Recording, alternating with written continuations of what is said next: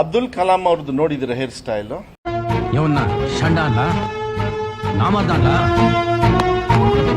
Number it ಕರೀಲ 67 ಬಂದ್ರು BJP ಅವರು.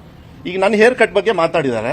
26ರಿಂದ 6ಕ್ಕೆ ಬರ್ತಾರೆ ಬಿಜೆಪಿ ಅವರು. ಎಂಪಿ ಚುನಾವಣೆಯಲ್ಲಿ ಬರೆದಿಡ್ತಾರೆ. ಇಂಥ ಅವಮಾನಗಳನ್ನೆಲ್ಲ ಸಹಿಸಿಕೊಳ್ಳಬೇಕು. ಇಲ್ಲಿ ನೋಡಿ, ಏನ್ ಸರ್ ಇದು? ನನ್ನ ನಾಲಿಗೆ ಒಳಗೆ ಮಚ್ಚೆ ಇದೆ. ನನಗೆ ಅವಮಾನ ಮಾಡಿದವರು ಸರ್ವನಾಶ ಆಗೋಗ್ಬಿಡ್ತಾರೆ. ನಡೆಸ್ಕೊಳ್ತಕ್ಕಂಥದ್ದು.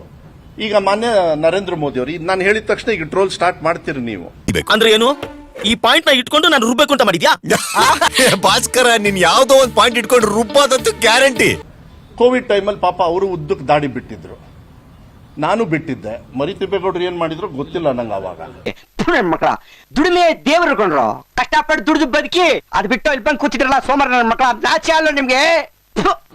ಆದ್ರೆ ಅದನ್ನ ಹೋಗಿ ನೀವು ಶಿಕ್ಷಣ ಸಚಿವರು ಇದನ್ನ ಹೋಲಿಸ್ತಕ್ಕಂಥದ್ದು. Can you answer me?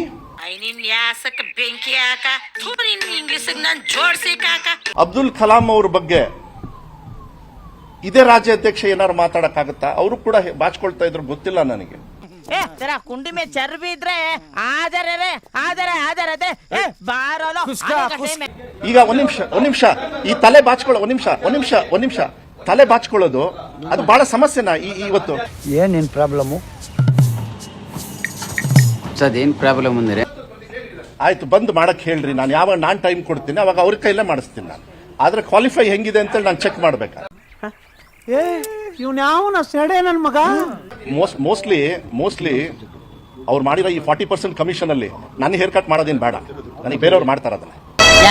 ಅದಕ್ಕೆ ರುದ್ರನೇ ತಲೆ ಕೆಡಿಸ್ಕೊಂತ ಇಲ್ಲ, ನೀನ್ ಯಾಕೆ ಮೈ ಪರ್ಚ್ಕೊಂತ ಇದೀಯಾ? ಆಮೇಲೆ ನಿಮಗೆ ಇನ್ನೊಂದು ಹೇಳ್ತೀನಿ, ಒಂದ್ ನಿಮಿಷ. ಇಲ್ಲ ಇದೊಂದು ಮಜಾ ಇದೆ. ಮರಿತಿಬ್ಬೇಗೌಡ್ರಿಗೆ ನಾನು ಹೇಳಿದ್ದೆ, ಅದನ್ನ ಹೇಳ್ಬೇಕಾಗಿತ್ತು ನೀವು.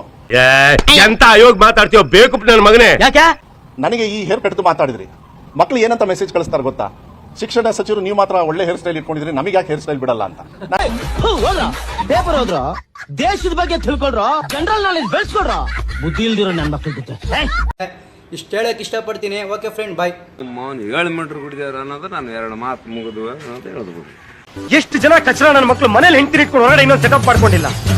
ಎಷ್ಟು ಜನ ವರ್ಷ ಹೆಂಗಸರು ಮನೇಲಿ ಗಂಡನ ಇಟ್ಕೊಂಡು ಮನ್ಸಲ್ಲಿ ಇನ್ನೊಬ್ಬನ ಇಟ್ಕೊಂಡಿಲ್ಲ.